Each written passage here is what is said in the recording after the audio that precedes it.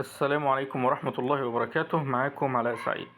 كنا شرحنا قبل كده تطبيق ريدوت باي اللي بيديك فيزا افتراضية تقدر ان انت تدفع بيها في كل المواقع تقريبا، يعني 99% مثلا من المواقع العالمية مقبولة الفيزا ديت بتشتغل عليها يعني.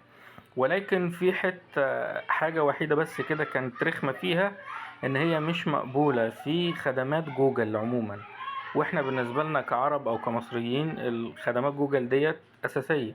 اللي عايز يشتري مثلا مساحة على جوجل، اللي عايز يعمل اعلانات، فالفيزا بتاعت ريدوت باي للأسف مش مقبولة فيه. الميزة هنا بقى في التطبيق الجديد اسمه تطبيق بيتنوب. الميزة فيه ان الفيزا بتاعته مقبولة في جوجل 100%، وده عن تجربة شخصية يعني. التطبيق بسيط جدا، اول ما بتفتحه بيبقى ظاهر قدامك كده، بتشحنه طبعا بالطريقة العادية اللي هو بتضغط على ديبوزيت وبتشحنه. تمام.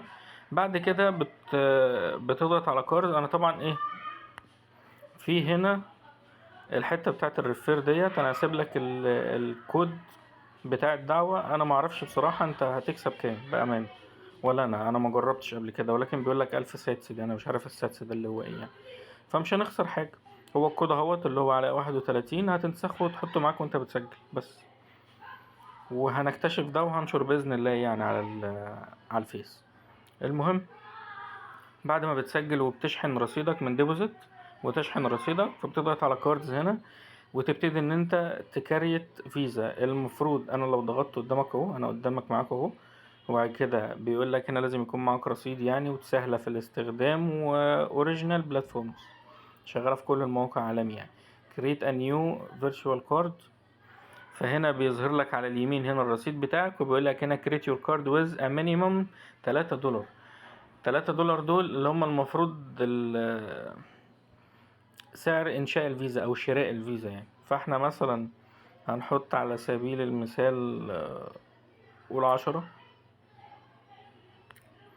ونقول له نيكست. في لحظة بقى معاك الفيزا هنا. طبعا تقدر تظهر البيانات يعني. بيقول لك هنا لو انت حطيت $10 في الفيزا، بيقول لك التوتال اللي هيتخصم من المحفظة بتاعتك 13. معنى كده ان سعر شراء الفيزا $3. بعد كده هنضغط على نيكست، وهنحط البين كود. هم 4 ارقام زي ما انت عايز بقى. بتستنى هنا ثواني، هي ما بتاخدش وقت خالص يعني، الموضوع بسيط جدا. بصوا يا جماعه، هو انت ما بتقعدش تستناها ان هي تقعد تلف كده، لا، انت يا دوب بتضغط عليها كريت وكده تخرج وتبص تلاقي الفيزا موجوده قدامك، والبيانات كلها موجوده. طبعا انت لو ضغطت على البيانات هنا هتقدر تظهرها يعني، فانا طبعا مش هظهرها في الفيديو. بس كده، ده كان الشرح بتاعنا. السلام عليكم.